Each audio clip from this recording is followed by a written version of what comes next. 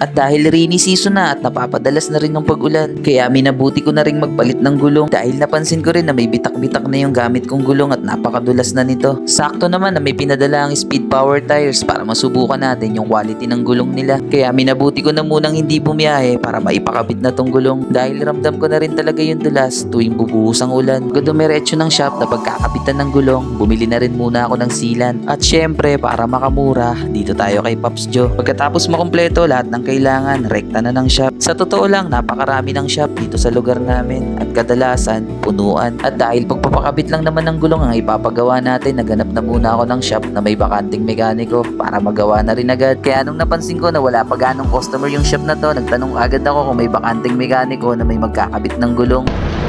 Kapit lang, gulong. Dito, may pito ka kaya?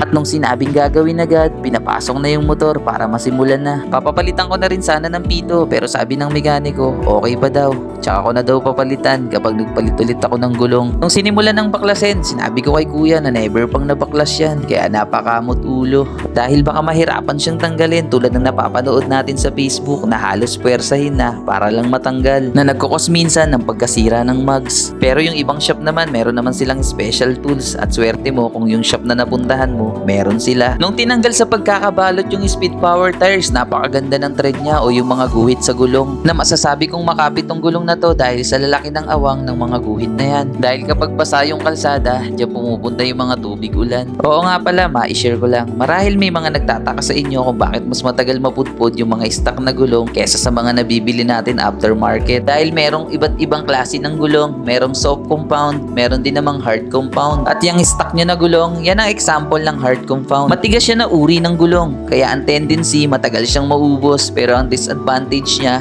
napakadulas. Di katulad ng mga nabibili sa aftermarket, karamihan doon soft compound na, kaya masasabi mong makapit katulad nitong Speed Power Tires. Dahil na rin sa uri ng trabaho ko na MC Taxi Rider, mas mahalaga sa akin yung makapit na gulong dahil para sa akin ang pinakamahalaga yung safety natin. Kaya kung naghahanap kayo ng makapit at murang gulong, try nyo tong Speed Power Tires mga bossing. At nung ikakabit na yung gulong, pinalagyan ko muna ng grasa para sa susunod na tatanggalin madali na. Dahil ang totoo, nahirapan si bossing tanggalin kaya tumatagaktak yung pawis niya. Nung naikabit na, napakaangas ng tindig at hindi na tayo mangangamba tuwing uulan. Dahil bilang isang rider na laging nasa kalsada, panahon ng tagulan ang pinakamahirap. 150 pesos lang yung siningil na labor para sa dalawang gulong. Napakamura nun kung tutuusin, kaya nakapag-abot pa tayo ng tip para kay kuya. Dahil bago pa yung gulong, nakakapanibagong manakbo, napakalikot ng manibela. Sa tingin ko dahil sobra yung hangin ng gulong, kaya kailangan pa natin bawasan para lumapat. O kung hindi man yun yung dahilan ng paggalaw ng manibela, malamang sa knuckle bearing na. Yun lang muna mga bossing, salamat sa panonood.